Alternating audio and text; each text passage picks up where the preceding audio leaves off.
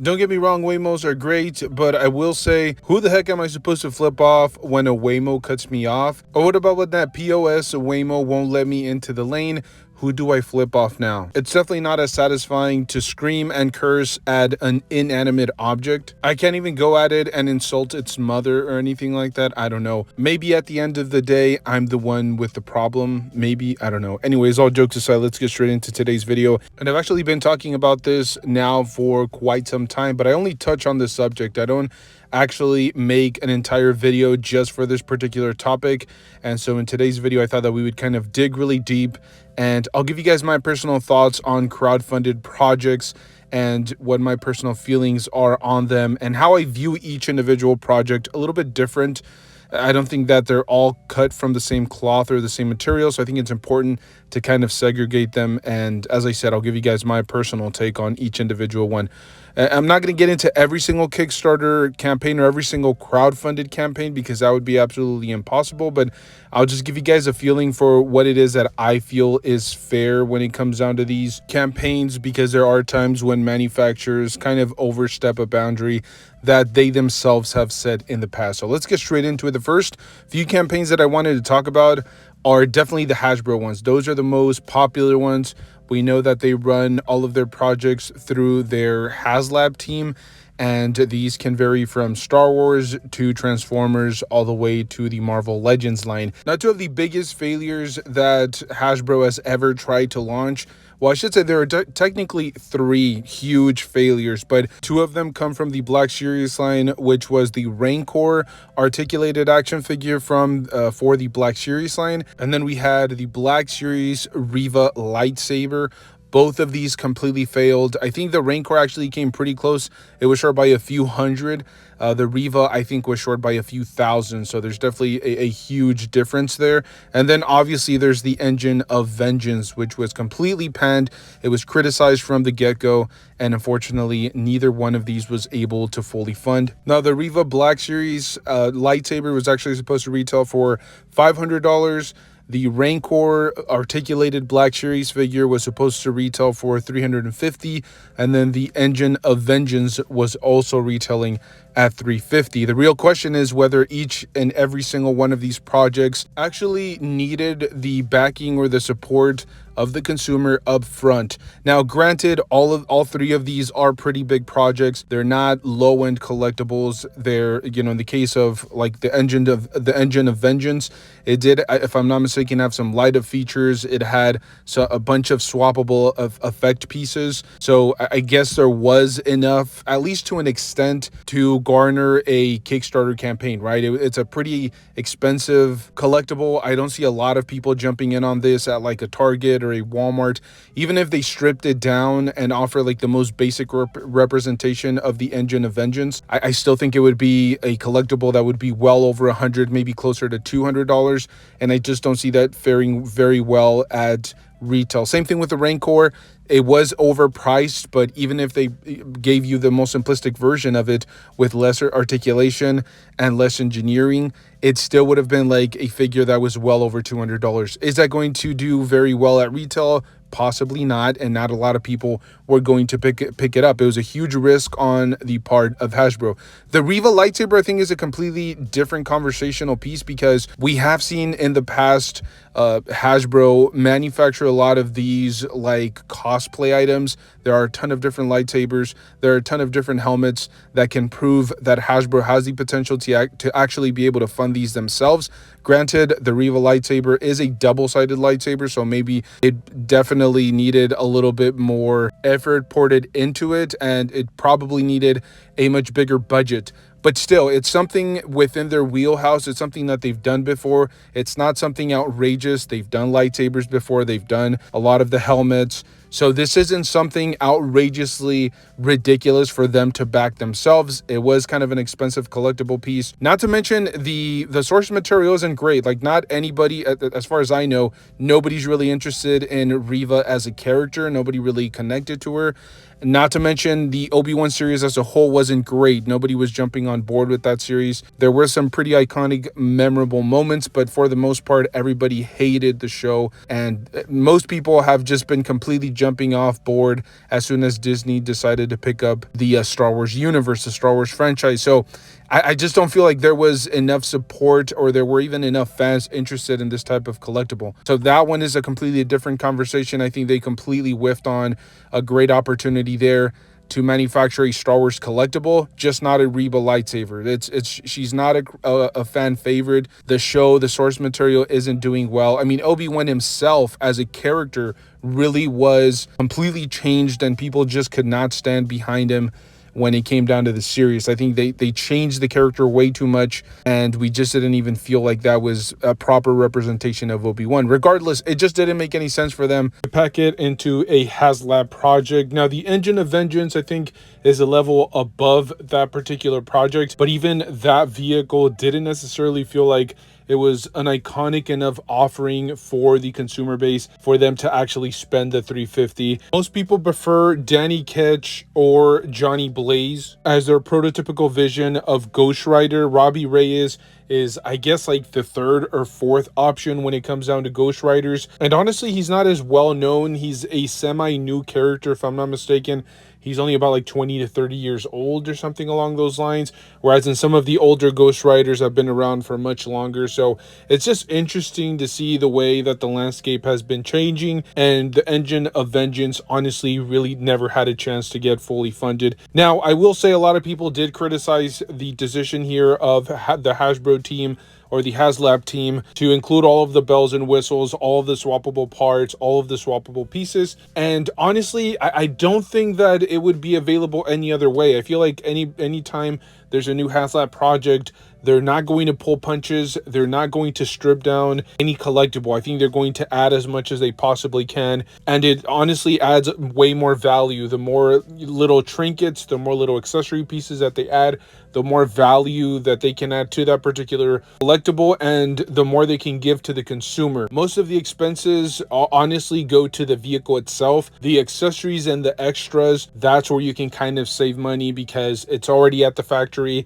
and you save on shipping because those items are included with the vehicle. So I think the more that they add to whatever HasLab project is being offered, can essentially save money on the back end. Now, the only one of these projects that I felt the HasLab team completely botched, because the previous two had more to do with the source material, the character selection, things of that nature, and the fact that it wasn't as iconic. But the one that I think they just completely demolished, and it's 100% on their shoulders, has to be the Rancor Black Series action figure. Because not only does this appeal to the hardcore consumer, people that have been watching Star Wars now for potentially decades, and even the newer collectors, this is something that resonates with people that are watching the Mandalorian series and even the Book of Boba series. So the fact that they weren't able to seal the deal on this particular HasLab project is an absolute joke to me. I really think that they try to push the profits to the absolute max, and unfortunately the consumers just weren't feeling it. $350. There weren't a lot of stretch goals. I think they eventually started adding stuff towards the end of the project, but then by then people had completely lost interest in it. I floated around the idea that maybe this is one of those projects that they try their hand at eventually, just because, as I mentioned, it's iconic. It appeals to anybody that's watched Star Wars within like the last 50 years. Like, anybody can jump into this. Everybody will understand exactly who the character is and his impact on the community as a whole, and just to collectibles in general. So hopefully they decide to come back around, but that's just one of those that I think is just an absolute crime against humanity. It was essentially served up to you on a silver platter. All you had to do was offer it at the right price point with the right accessories, and I think this would have been an absolute home run. Another side thing, and this is something that really got under my skin from Hasbro, is the fact that they were unwilling to take the risk on even a few hundred units. If I'm not mistaken, and I could be wrong on this, I'm going off of recent memory. I'll throw up a screenshot just so you guys can get an idea of it. But if I'm not mistaken, like, they barely missed the goal for this particular HasLab project. I think it was by a few hundred, or maybe a little bit over 1,000. But if I remember correctly, it was a few hundred. But Hasbro could have easily just bought those themselves, held on to them, and then, slowly trickled them out through their Hasbro Pulse website for newer collectors. I'm sure that by now they would have sold everything. I know it would have been a huge investment, But the fact that they were unwilling to take a risk on just a few, units here and there, that makes no sense to me. Why do you expect the consumer to take all of the risks, but you're unwilling to just take a few under your wing and just kind of wait a little bit until they finally sell? I think it was an absolute slap across the face to collectors as a whole, and I was honestly very upset. But if you want to get really angry, McFarlane has done something eerily similar to Hasbro, but he's taken it to a completely different level. The last two offerings that I can remember that he made available from the DC universe has to be the new Harley Quinn DC Multiverse action figure, and then he did the Batman versus Superman Batmobile that actually had different tiers. I think you could actually get the entire core members of the Justice League in that black and white deco.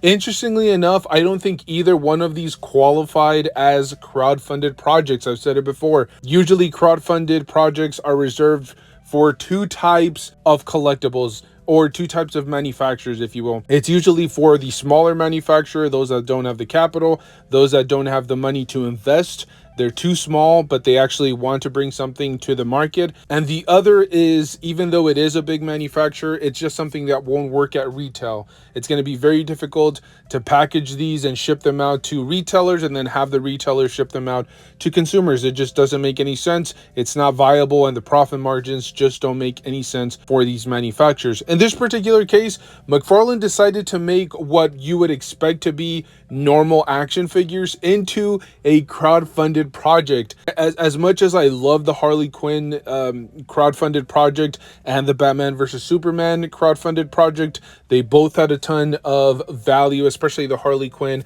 I mean, once you get to that collector's edition price point, like the $35 plus shipping, with a ton of different faceplates, accessories, things of that nature, like the figure was definitely worth the price tag. Not to mention that last tier included like 3 separate figures and then all of the accessories previously mentioned. So personally, I think it was an absolute bargain from that perspective. However, did he really need the money up front to go into production with this particular version of Harley Quinn? I personally don't think so. I think he just did it, as I've said before, to get the money into his pocket, to get the money up front, which makes absolutely no sense. Same thing with the Batmobile. We've seen him make those type of vehicles before. He did the Tumbler not too long ago. He did the Michael Keaton Batmobile. He's done the Batman Forever Batmobile. He even did the new Reeves Universe Batmobile, and they were all offered at about that same price point, roughly about like 80 to 110, 120.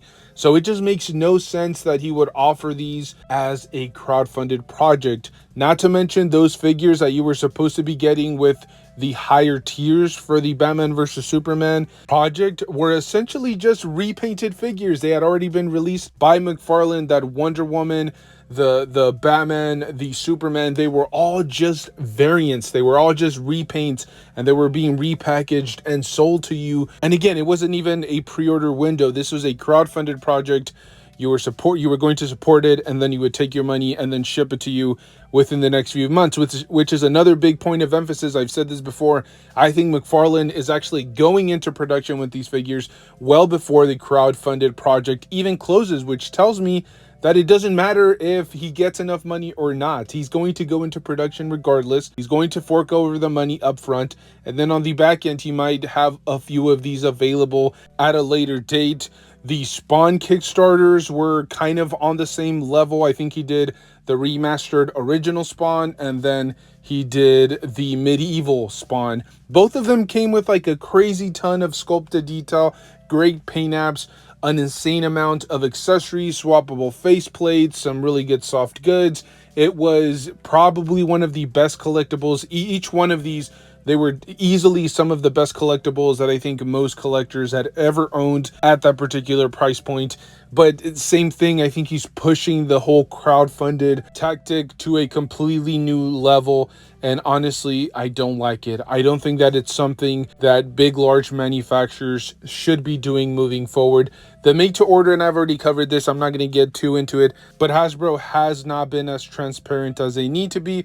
I know a lot of people have gone out of their way to actually defend Hasbro when it comes down to the made-to-order Marvel Legends action figures, which I honestly am okay with. I think this one is slightly different than the HasLab and any crowdfunded project, because here all you're doing is submitting a pre-order and promising to support the figure once it actually is ready to ship out to you. So there's no upfront money. They're not taking your money and then going into production. They just want to have an overall idea of how many of these are being sold.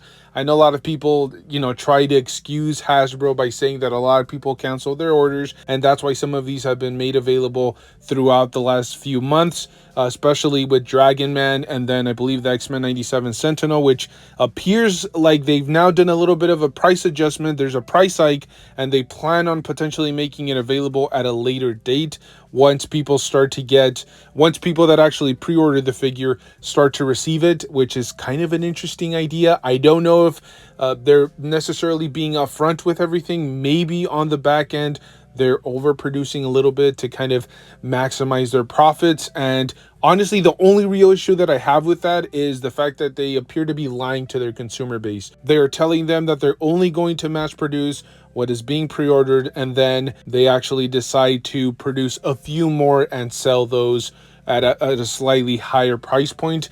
Maybe it is the canceled orders. We'll never know. I'm just not going to trust anything that Hasbro is saying, because it feels a little bit sketchy. It feels a little bit weird. There's no way that Dragon Man is still available. And all of those are just canceled pre-orders. I doubt it. Okay. Even if there were a few hundred canceled pre-orders here and there, I don't think that they would necessarily just sit on digital store shelves or in a warehouse somewhere. I think by now they would have been easily able to move these, because this was a highly sought after figure once the pre-order window actually closed up. There were quite a few sales happening on eBay. So I just don't believe that the only ones that are made available through the Hasbro Pulse website are canceled pre-orders. So look, to summarize, I'm not necessarily against all crowdfunded projects. I mentioned previously, if it's a small manufacturer or if it's a collectible that has a fan base, that has a support, and is just too big to be made available at retail, I can completely understand. And I'm completely for it. Almost all of the HasLab projects that I've funded, I think, make complete sense. Whether that's Galactus, whether that's the Sentinel, and even the Rancor, which I thought was slightly overpriced, but even that kind of made sense on the surface to make a HasLab project. The made-to-order stuff is a little bit more sketchy. I don't like the fact that they're not being honest and upfront and truthful about the entire process. So that's my take on the made-to-order figures. Now, when it comes down to McFarlane, that's where it gets really intriguing. To me, just to recap it, I'm not happy with it. I think he already has these figures in production. There's absolutely no need for him to come out and ask for money up front. Well, these figures are already in production. They're probably very close to shipping, and so it just doesn't make any sense. Most of the time when he pretends to have accessory pieces for like his Spawn universe that are technically stretch goals, sometimes you have like an example of it. I doubt those are product samples. That's just my personal opinion, because usually when it's like a prototype or when it's a product sample, and again, I'm just going off of my personal experience, I'm not sure, I'm not an insider, but usually they're kind of rough around the edges. They don't look great. Usually when McFarlane shows off those quote-unquote stretch goals for his Spawn universe, usually they're like painted. They're already like really well sculpted. They look like they just came off of the assembly line. So it just doesn't make any sense that McFarlane is trying to play it off like that's a stretch goal that isn't in production already. Same thing with the Harley Quinn and all of these other Kickstarters that he's had in the past. It closes up, it's fully funded, and then within the next few months you already have the figure in hand.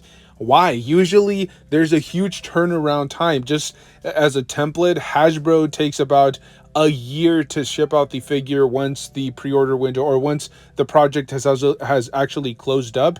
It usually takes them about like 10 months to a year to ship the figure out. That's just an example of how long it usually takes. So I don't understand why McFarlane within the next few months already has the figure shipping out to you. It's just absolutely buffoonery. But as I said at the beginning of the video, this is just my personal take, my personal opinion. I'm not going to sit here and tell you that I'm an insider, that I know stuff that you don't. This is just based off of what I've seen, what I've observed, and honestly, I don't like it. I don't like the manufacturers trying to take advantage of their consumer base, of their fans, because usually these groups are so small and tiny that you want to take care of them. You want to keep them happy, and I don't think that they're doing a very good job of that. But as always, let me know your thoughts down below. Thank you guys so much for tuning in, for watching today's video. Make sure to stay tuned because we do upload this type of action figure rambling and nonsense on a daily basis. We love it. Hopefully you guys enjoy it just as much. Thank you guys. Stay safe out there. Enjoy the hobby, and I will see you guys in the next one. Thank you.